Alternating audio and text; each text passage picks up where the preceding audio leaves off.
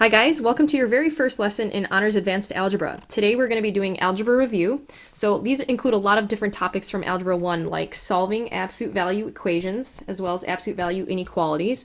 We're going to be factoring today, and we're also going to be graphing our linear inequalities on a number line.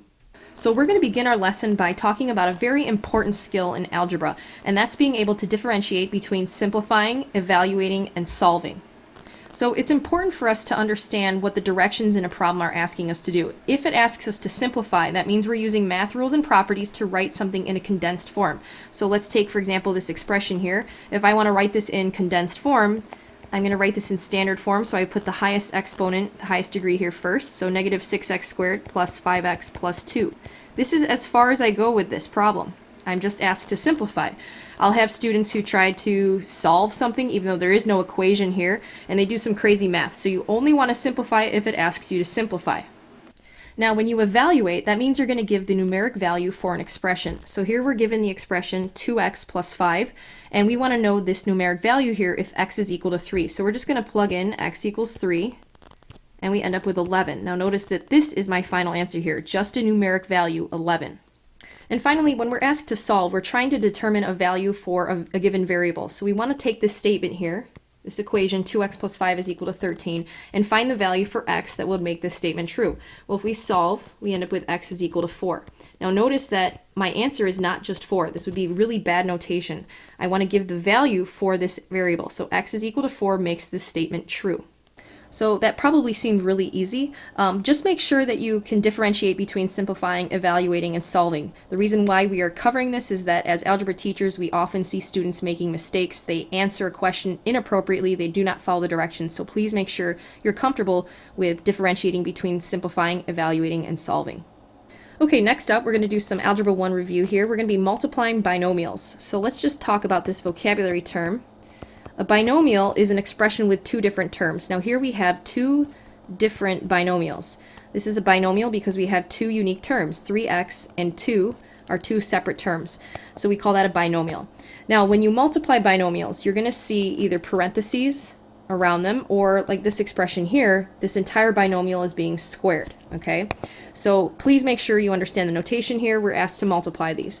Now when you're asked to multiply two binomials, this is when you're going to FOIL. Okay, this is probably the acronym that your teacher used in the past, and if that works for you, great. I've also taught this in Algebra 1, and when I teach Algebra 1 students how to do this, I use a little face. I call it Bart's face. It doesn't even look like Bart Simpson, but whatever, kind of does.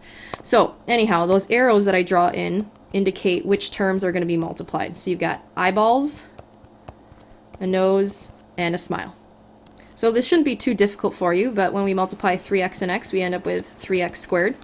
When we multiply 2 and negative 5, we get negative 10. So I'm doing the other eyeball here. When we multiply his nose, we get 2x, and his mouth here, 3x times negative 5 will give us negative 15x. So we're going to combine like terms and now simplify. So we end up with 3x squared minus 13x minus 10. Please make sure your answer is always in standard form, which means you're going in descending order with your degrees, your exponents. Now example 2 is on here because we often see students messing this up. Even seniors in calculus will mess this up. Very absent-mindedly, they'll just square both of these terms here, and they'll write their final answer as 4x squared minus 25. This is very wrong, and this would make us very upset if we saw you do this. So when you see 2x minus 5, the quantity squared, this is a binomial being multiplied by itself. So we want to basically FOIL this. Okay, so when we FOIL this, we end up with 4x squared plus 25 minus 10x minus 10x. Okay, so there are shortcuts for multiplying a binomial by itself. These are shortcuts that we'll talk to you later on in the year about. But basically, make sure that you know anytime you see a binomial squared, you need to FOIL. Okay, so go ahead and try example 3 on your own. Pause the video and then check with the key. Okay, next up we're going to be factoring. Now in your next lesson, the factoring that you're going to do is much more difficult than what we're doing today, but basically the first step is always going to be the same no matter what the problem is. If you're asked to factor, you should always look for a GCF first, that greatest common factor. So let's start with example 4. So I'm going to take a look at 30x squared and negative 20, and my goal is to pull out a factor that they both have in common. Now this factor has to be the greatest common factor. So if we were talking about listing factors of 30, those would be numbers like 1, 2, 3, 5, 6, 10, 15, and 30. Okay, 1 times 30 gives you 30, 2 times 15 gives you 30, 3 times 10, and so on. Okay, so these would be the factors of 30, and then you could do the same thing and list all the factors of 20. That would take you, a while to do every single problem if this is the way you had to do your problems. However, this kind of does show you what we mean by the greatest common factor. Both of these values here are shared, but they're not the greatest. See, here we have 2's in common. And if we go down our list, both of them have a 5 in common, but the greatest common factor here is 10, okay? So when we factor, we're going to take out that 10, and we would rewrite this 30x squared. Once we factor out a 10, we're left with 3x squared. If we factor out a 10 from negative 20, we're left with negative 2. So this would be our factored expression. Okay, this would be my final answer. Now you can always double check that you factored correctly because you should be able to multiply and get back to the original expression. So if I did try to multiply this and distribute here, I do end up with 30x squared minus 20. Now when we factor number 5, we have to consider a variable part as well here. Now if we just look at the numerical part, the GCF would be 3. And then for the variable part, you're going to go one variable at a time, and what you're going to do is look at the lowest exponent for your variable. That's going to be your GCF. So here we have x to the first and x squared, so the GCF here is x. And that's because if you want to write them as factors, x times 1 gives you x to the first, and 1 times x gives you 1x squared. So that's why we have a GCF here, a common factor of x. Okay, so just a rule of thumb, look for the smallest exponent. Now when we look at our next variable here, the y, both of these are y to the first, so our common GCF here would be y. Now when we factor, so all that we have so far, let me just clarify, this is the GCF. Okay, this is not my final answer though, because we're trying to factor this entire expression. So we write the GCF on the outside of the parentheses, and we write what we have left over once we factor that GCF out. So if I take 3xy and I factored it out of 6xy, I'm left with just 2. If I take out 3xy from 3x squared y, it's a negative 3x squared y, then I have negative 1x. Okay, so this here would be my final answer. This is a factored expression for this equivalent expression written above. All right, now our last part of the lesson here is going to be talking about the differences between equations and inequalities. Now obviously it's all in the name. An equation has an equal sign. So example 6 here is an equation because we're seeing an equal sign. An inequality means you do not see an equal sign. So here we have a less than or equal to symbol and a less than symbol. These are both inequalities, okay? Now when you solve an equation or an inequality, the goal is still the same. You're looking for all possible values that make the statement true. So for example here, let's start with 6. Here we're going to have to distribute to solve this equation. First we have to simplify. So we have 3x minus 6x minus 24 equals 27. I combine my like terms here, and I move that 24 over to the other side by adding, and I'm left with negative 3x is equal to 51. Once I divide by negative 3, I end up with a solution, x is equal to negative 17. What this statement says is there is only one value that I can plug back in to the original equation here to make this statement true. Only one value. All right, now notice that example 7 here is almost identical to example 6. The only difference here is that we have an inequality. We have this less than or equal to symbol, okay? Now, when you solve for x here, you follow very similar steps to what we just did in number 6. You are still going to distribute and simplify. So we have 3x minus 6x minus 24 is less than or equal to 27.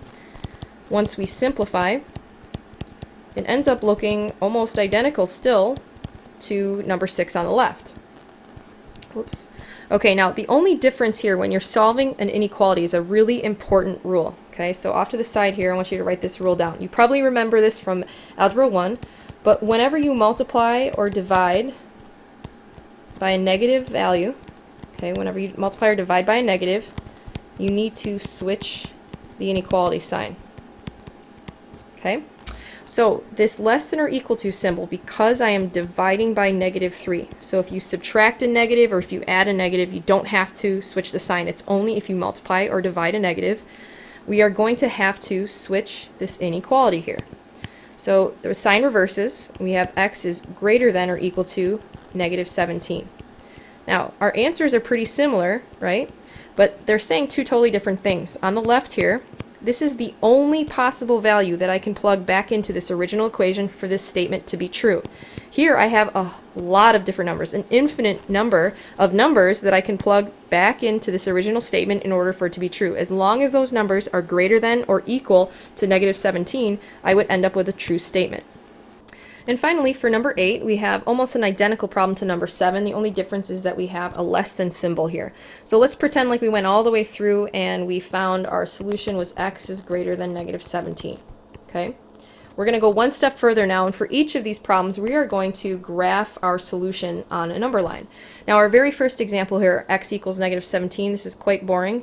When you graph your number line, make sure you run this past Mr. Wintermute, but for me, I know I'm not very picky about this. All I need is just that number, and maybe just 0, okay? So we have -17, here's 0 to the right. Obviously, if you write 0 over here, I would mark that wrong, okay? But all that you're going to do to show what the solution is here is just draw a closed circle. It's either called closed or shaded in. It's a closed circle on -17. So we're done with this little diagram here. It's really a boring one.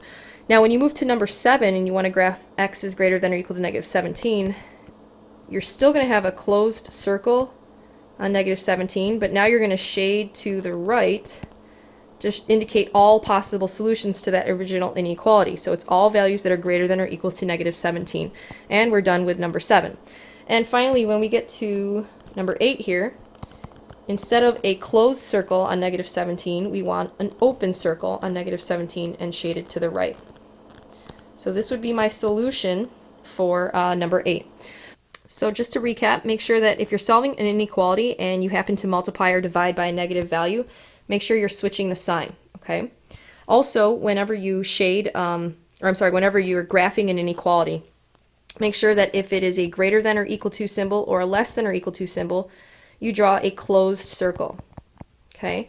If it is a greater than symbol or a less than symbol, that's going to be an open circle.